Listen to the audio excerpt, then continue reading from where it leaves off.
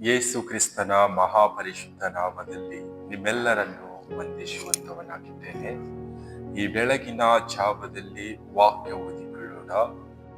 ಅಪೋಸ್ತಲರ ಬರೆದ ಕೃತ್ಯಗಳು 12ನೇ ಅಧ್ಯಾಯ 5ನೇ ವಚನ ಓದಿಕೊಳ್ಳೋಣ.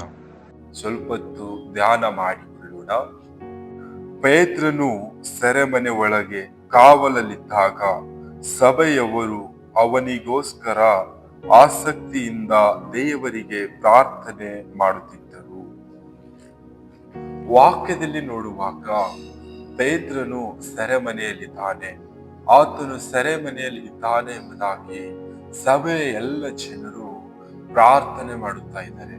ಅವರು ಪ್ರಾರ್ಥನೆ ಮಾಡುವಾಗ ಏನಾಯಿತು ಎಂಬುದಾಗಿ ನೋಡುವಾಗ, ಪೇತ್ರನು ಸೆರೆಮನೆಯಲ್ಲಿ ಇದ್ದಾಗ ಆತನಿಗೆ 4 ಜನರು 4 ಗುಂಪುಗಳಾಗಿ ಕಾವಲು ಕಾಯುತ್ತಾ ಇದ್ದರು ಮತ್ತು ಆತನಿಗೆ 2 ಸರಪಳಿಗಳಿಂದ ಕಟ್ಟಿದರು ಎಂಬುದಾಗಿ ವಾಕ್ಯದಲ್ಲಿ ನೋಡ್ತಾ ಇದ್ದೇವೆ.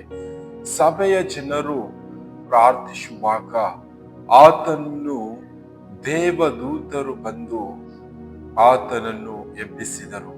ಎಬ್ಬಿಸಿದಾಗ ಆತನು ಎದ್ದನು, ಆತನ 2 ಸರಪಳಿಗಳು ಕಳಚಿ ಬಿದ್ದವು ಮತ್ತು ಆತನು 2 ಸಿಪಾಯಿಗಳ ಮಧ್ಯದಿಂದ ಮತ್ತು 4 ಜನರ ಸಿಪಾಯಿಗಳಿದ್ದಂತ 4 ಗುಂಪುಗಳಿಂದ ಆಚೆ ಬಂದನು ಎಂಬುದಾಗಿ ನೋಡುತ್ತಾ ಇದ್ದೇವೆ.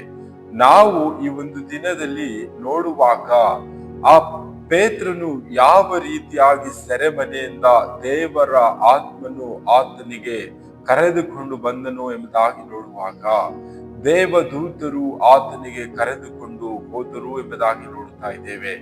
ಪ್ರಾರ್ಥನೆ ಪೇತ್ರನನ್ನು ಬಂಧಿಸಿಟ್ಟಂತ ಆ ಒಂದು ಬಂಧನದಿಂದ ದೇವದೂತರು ಆತನಿಗೆ ಬಿಡಿಸಿಕೊಂಡು ಹೋದರು ಎಂಬುದಾಗಿ ನೋಡುತ್ತಾ ಇದ್ದೇವೆ. ನಾವು ಈ ಒಂದು ದಿನದಲ್ಲಿ ಲೋಕದಲ್ಲಿ ಜೀವಿಸುವಾಗ, ನಾವು ಪ್ರಾರ್ಥಿಸುವಾಗ, ನಮ್ಮ ಜೀವಿತದಲ್ಲಿ, ನಮ್ಮ ಒಂದು ಕುಟುಂಬದ ಜೀವಿತದಲ್ಲಿ, ನಮ್ಮ ವೈಯಕ್ತಿಕ ಜೀವಿತದಲ್ಲಿ, ನಮ್ಮ ಕೆಲಸ ಕಾರ್ಯಗಳಲ್ಲಿ, ನಾವು ಹಾಕಿರತಕ್ಕಂತ ಎಲ್ಲಾ ಯೋಚನೆಗಳಲ್ಲಿ ಅನೇಕ ಕಾರ್ಯಗಳು ಅವು ನಿಂತಿರುವಾಗ, ನಾವು ಪ್ರಾರ್ಥಿಸುವಾಗ ನಮ್ಮ ಜೀವಿತದಲ್ಲಿ ಕಾರ್ಯವಾಗುತ್ತದೆ ಎಂಬುದಾಗಿ ವಾಕ್ಯದಿಂದ ನಾವು ತಿಳಿದುಕೊಳ್ಳುವಂತವರಾಗಿದ್ದೇವೆ.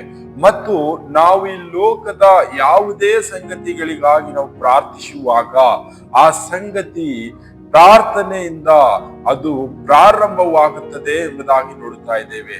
ಈ ಒಂದು ದಿನದಲ್ಲಿ ನಾವು ಈ ಲೋಕದಲ್ಲಿ ಜೀವಿಸುವಾಗ, ಈ ಲೋಕದಲ್ಲಿ ಅನೇಕ ಜನರು ಬಂಧನಗಳಲ್ಲಿ ಇದ್ದಂತವರಾಗಿದ್ದಾರೆ.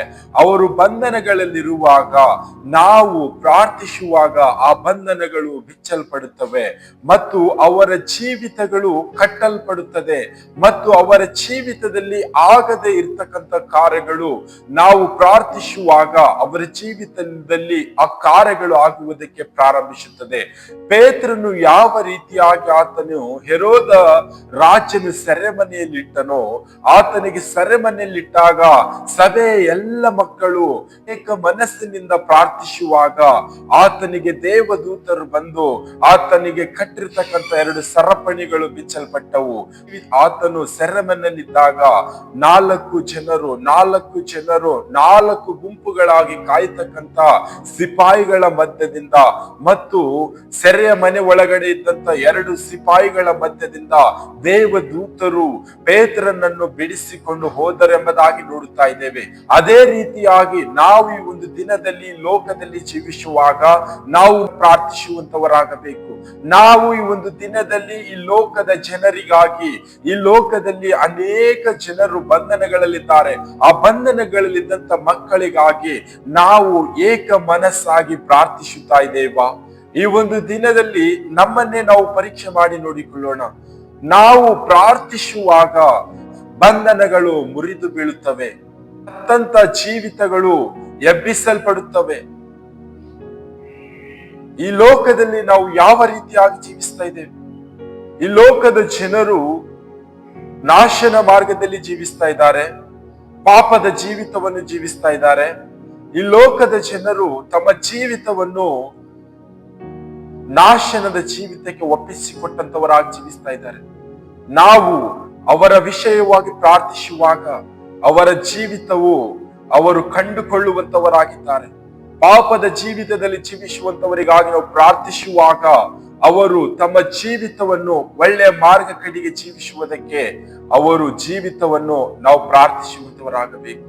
ಪಾಪದ ಜೀವಿತದಲ್ಲಿ ಜೀವಿಸುವಂತ ಮಕ್ಕಳಿಗಾಗಿ ನಾವು ಪ್ರಾರ್ಥಿಸುವಾಗ ಅವರ ಜೀವಿತವನ್ನು ಅವರು ಬದಲಾಯಿಸಿಕೊಂಡು ಒಳ್ಳೆಯ ಮಾರ್ಗದಲ್ಲಿ ಜೀವಿಸುವುದಕ್ಕಾಗಿ ಅವರು ಬರುವಂತವರಾಗಿದ್ದಾರೆ. ನಾವು ಅಂತ ಮಕ್ಕಳಿಗಾಗಿ ಈ ಒಂದು ದಿನದಲ್ಲಿ ಪ್ರಾರ್ಥಿಸುತ್ತಾ ಇದ್ದೇವಾ? ಇದು ಒಂದು ಸುಂದರ ಸಮಯವಾಗಿದೆ. ಆ ಒಂದು ದಿನದಲ್ಲಿ ಪೇತ್ರನು ಸೆರೆಮನೆಯಲ್ಲಿದ್ದಾಗ ಸಭೆಯಾಗಿ ಎಲ್ಲರೂ ಒಟ್ಟಾಗಿ ಒಂದೇ ಮನಸ್ಸಾಗಿ ಪ್ರಾರ್ಥಿಸುವಾಗ ಆತನನ್ನು ಸೆರೆಮನೆಯಿಂದ ಬಿಡಿಸಿಕೊಂಡು ಬಂದರೆಂಬುದಾಗಿ ನೋಡುತ್ತಾ ಇದ್ದೇವೆ. ನಾವು ಈ ಒಂದು ದಿನ ಈ ಲೋಕದ ಜನರಿಗಾಗಿ ನಾವು ಒಟ್ಟಾಗಿ ಪ್ರಾರ್ಥಿಸುವಾಗ ಲೋಕದ ಜನರ ಜೀವಿತ ಬದಲಾಗುವಂತದಾಗಿದೆ. ನಾವು ಈ ಒಂದು ದಿನದಲ್ಲಿ ಈ ಲೋಕದಲ್ಲಿ ಅನೇಕ ಜನರು ಯೇಸು ಕ್ರಿಸ್ತನನ್ನು ತಿಳಿದುಕೊಂಡಿಲ್ಲ. ನಾವೆಲ್ಲರೂ ಒಟ್ಟಾಗಿ ಪ್ರಾರ್ಥಿಸುವಾಗ ಈ ಲೋಕದ ಜನರು ಯೇಸು ಕ್ರಿಸ್ತನನ್ನು ತಿಳಿದುಕೊಳ್ಳುವುದಕ್ಕೆ ಆಗುವಂತದಾಗಿದೆ. ಈ ಒಂದು ದಿನದಲ್ಲಿ ನಾವು ನಂಬಿಕೆಯಿಂದ ಒಟ್ಟಾಗಿ ಪ್ರಾರ್ಥಿಸುವಂತವರಾಗೋಣ. ಕರ್ತನು ಈ ವಾಕ್ಯ ನಮ್ಮೆಲ್ಲರ ಆತ್ಮೀಯ ಆಶೀರ್ವದಿಸಲಿ. ಆಮೇನ್.